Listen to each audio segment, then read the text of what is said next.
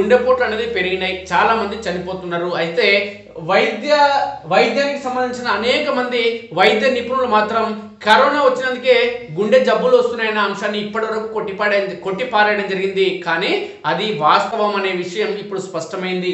అనేక పరిశోధనలు చేయడం జరిగింది.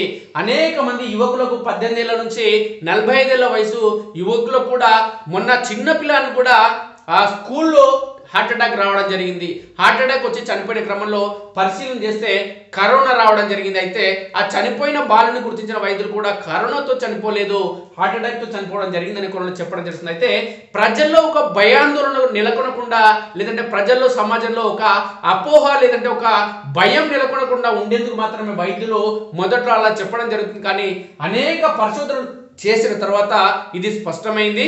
కరోనా వచ్చిన బాధితుల్లో ఖచ్చితంగా గుండెపోటు ముప్పు ఎక్కువగా ఉంది కాబట్టి వీళ్ళు మరింత జాగ్రత్త తీసుకోవాల్సిన అవసరం ఉందనే కోణంలో ఇప్పుడు పరిశోధనలో తేటతెల్లమైంది. గుండెపోటు ముప్పు పెంచిన కరోనా, కోవిడ్ సమయంలో పెరిగిన 18 నుంచి 45 మధ్య వయస్కుల మరణాలు, ఆల్కహాల్ సిగరెట్ కుటుంబ నేపథ్యం, ఆపై కోవిడ్. 19 రాష్ట్రాల్లోని 47 మెడికల్ కాలేజీలో ICMR అధ్యయనం, కరోనాతో ఆసుపత్రుల పాలైన యువతకు ఎక్కువ రిస్క్ ఉన్నట్టు గుర్తింపు, వ్యాక్సిన్ తీసుకున్న అనేక మంది గుండెపోటు నుంచి బయటపడిన వైనం. ప్రపంచవ్యాప్తంగా 18 నుంచి 45 మధ్య వయస్కుల గుండెపోటు మరణాలు సాధారణంగా ఏడాది లక్షకు 4 ఉంటాయి. కానీ కరోనా కాలంలో ఈ సంఖ్య పెరిగింది. సాధారణ రోజులతో పోలిస్తే కరోనా కాలంలో యువకులు అత్యధికంగా ఆకస్మిక గుండెపోటు గురై చనిపోయారు. దీనిపై భారతీయ వైద్య పరిశోధన మండలి ICMR శాస్త్రీయ అధ్యయనం చేసింది. దీని ప్రకారం కరోనా రాని యువకులతో పోలిస్తే కరోనా వైరస్ వచ్చిన వారు మొదటి వారంలో గుండెపోటు గురయ్యే అవకాశం 3 రెట్లు ఎక్కువగా ఉంది. అదే రెండో వారంలో 2.5 రెట్లు, 30 రోజుల తర్వాత 2 రెట్లు ఎక్కువ అవకాశం ఉన్నట్టు తేలింది. అంటే కరోనా వస్తే గుండెపోటు వచ్చే అవకాశం ఉంది. కాబట్టి మళ్ళీ ఇప్పుడు కరోనా విజృంభణ ఈ దేశంలో స్టార్ట్ అయింది. కాబట్టి ఈ దేశం నలుమూలల నుంచి అయ్యప్ప భక్తులు లాంటి భక్తులు అనేక మంది కేరళకి దైవ దర్శనానికి వెళ్తున్నారు. కాబట్టి దేశ నలుమూలల నుంచి తరలిపోతున్నారు. కాబట్టి కరోనా కేసులు ప్రధానంగా కేరళలో బయటపడుతున్నాయి. కాబట్టి కరోనా అనేది కేరళలోనే కాకుండా దేశంలోని అనేక రాష్ట్రాల్లో, ఉమ్మడి పాలమూరు జిల్లాలో కూడా ప్రారంభమైనాయి. కాబట్టి ప్రతి ఒక్క మిత్రులు ఖచ్చితంగా కరోనా నుంచి రక్షణ పొందేందుకు మొదటగా 2019లో కరోనా విజృంభించినప్పుడు ఏ విధంగా అయితే ప్రాణ భయంతో మనం జాగ్రత్త పడ్డామో ఆ జాగ్రత్త పడ్డందుకే ఇప్పుడు అనేక మంది ప్రాణాలతో ఉన్నారు. ఎవరైతే జాగ్రత్త పడలేదో ప్రాణాలు కోల్పోయారు. కాబట్టి అలా ప్రాణాలు కోల్పోకుండా మరింత కాలం మనం ఖచ్చితంగా బతకాలంటే ఖచ్చితంగా మాస్కులు ఈ రోజు నుంచే ధరించడం అనేది ప్రారంభించాలి మిత్రులారా. రద్దీ ప్రదేశాల్లో, సినిమా హాల్లో కానీ, కూరగాయల మార్కెట్లో కానీ, పాఠశాలలో కానీ, కాలేజీల్లో కానీ, చౌరస్తాలలో కానీ, టీ ప్రాంతాల్లో కానీ ఖచ్చితంగా మాస్కులు ధరించాల్సిన అవసరం ఉంది. దూరం పాటించాల్సిన అవసరం ఉంది. ఇంటికి వచ్చిన వెంటనే ఖచ్చితంగా చేతులను పరిశుభ్రంగా కడుక్కోవాల్సిన బాధ్యత ప్రతి ఒక్కరిపైన ఉంది. మన ప్రాణాలు మనమే రక్షించుకోవాలి. కాబట్టి ఇప్పుడు కరోనా వస్తే చనిపోవడం ఒకెత్తు అయితే ఇప్పుడు కరోనా వస్తే హార్ట్ అటాక్ వస్తుంది. ఇది రెండింతలు ప్రాణభయం అయింది. కాబట్టి ప్రాణానికి రెండింతల ముప్పు వాటిల్లుతుంది. కాబట్టి ఖచ్చితంగా జాగ్రత్త తీసుకోవాల్సిన అవసరం ఉంది. కరోనా వచ్చిన తర్వాత కొన్ని రోజులు ట్రీట్మెంట్ తీసుకునే సమయమైనా ఉండేది. కానీ ఇప్పుడు కరోనా వస్తే మొదటి వారంలోనే హార్ట్ అటాక్ వచ్చేందుకు ఎక్కువగా అవకాశాలు ఉన్నాయి. కాబట్టి మిత్రులందరూ కూడా జాగ్రత్త వహించాల్సిన అవసరం ఉంది.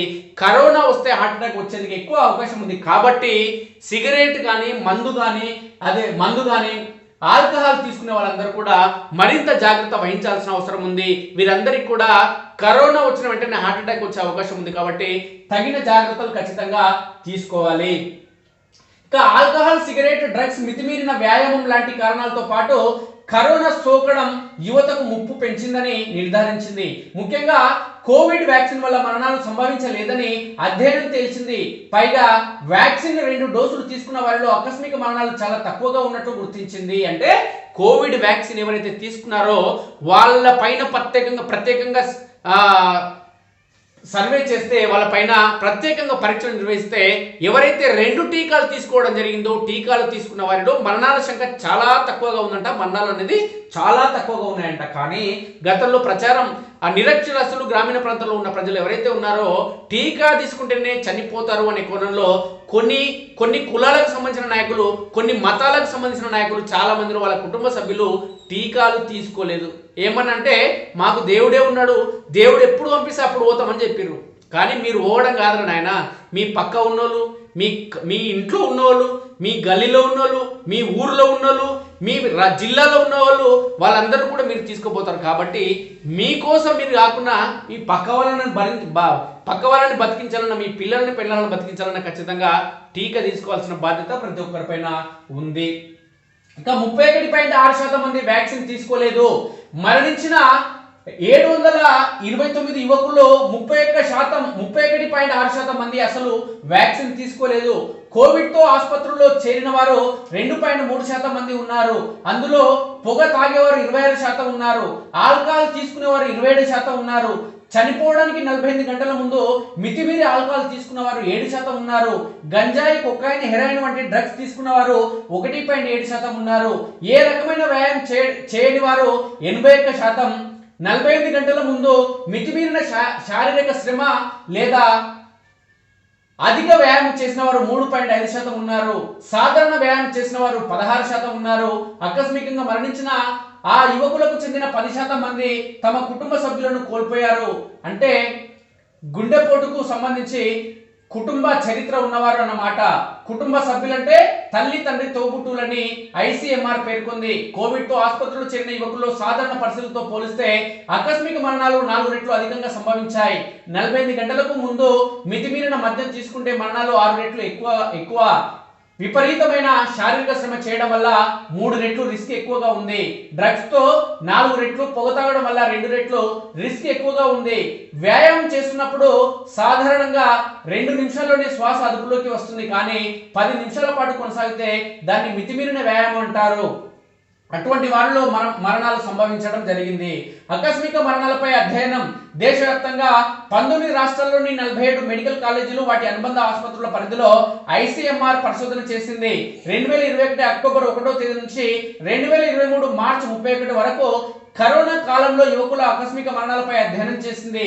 ఆయా కాలేజీల పరిధిలో 18 నుంచి 45 ఏళ్ల వయసులో గుండెపోటుతో మరణించిన 29,171 మంది యువకుల్లో 729 మందిపై ప్రత్యేకంగా పరిశోధన చేసింది. వారి మరణాలకు కారణాలపై డేటా సేకరించి విశ్లేషించింది. 4/3 మంది మరణాల వివరాలను ప్రత్యక్ష సాక్షుల నుంచి తీసుకుంది. కరోనా సామాజికంగా కూడా దెబ్బతీసింది.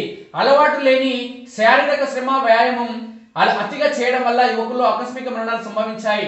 తీవ్రమైన ఒత్తిడి, దీర్ఘకాలిక జబ్బులు కూడా దోహదపడ్డాయి. కోవిడ్ అనేది సాధారణ జబ్బే కాదు, అది సామాజికంగా కూడా దెబ్బతీసింది. ఉద్యోగం కోల్పోవడం లాంటివి పరోక్షంగా ప్రభావం చూపించాయి. మరోవైపు మానసిక రుగ్మతలు 20% పెరిగాయి. వదంతులు, ప్రచారాలు కూడా ప్రజలపై మానసికంగా ప్రభావం చూపడం జరిగింది.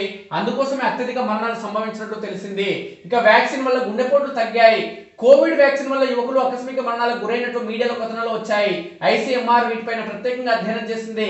వార్తలు, కథనాలను ఆధారంగా చేసుకుని పరిశోధన కొనసాగించింది. కోవిడ్ వ్యాక్సిన్ వల్ల మరణాలు సంభవించలేదని తేల్చింది.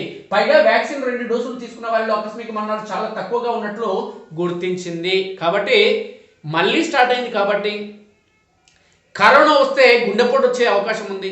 మరి ఈ కరోనా వచ్చి గుండెపోటుతో చనిపోయే వాళ్ళలో ఎక్కువగా సిగరెట్, ఆల్కహాల్, ఇవి డ్రగ్స్ తీసుకునే వాళ్ళు ఎక్కువగా ఉన్నారు. కాబట్టి కొంచెం తాగే వాళ్ళు కొంచెం తక్కువ తాగండి, సిగరెట్ తాగే వాళ్ళు కొంచెం తక్కువ తాగండి. కరోనా నుంచి కొంచెం జాగ్రత్త తీసుకోండి. కరోనా నుంచి జాగ్రత్త తీసుకుంటే గుండెపోటు కూడా రాదు. మీ కుటుంబ సభ్యులతో కొన్ని రోజులు ఎక్కువగా హాయిగా జీవించండి మిత్రులారా.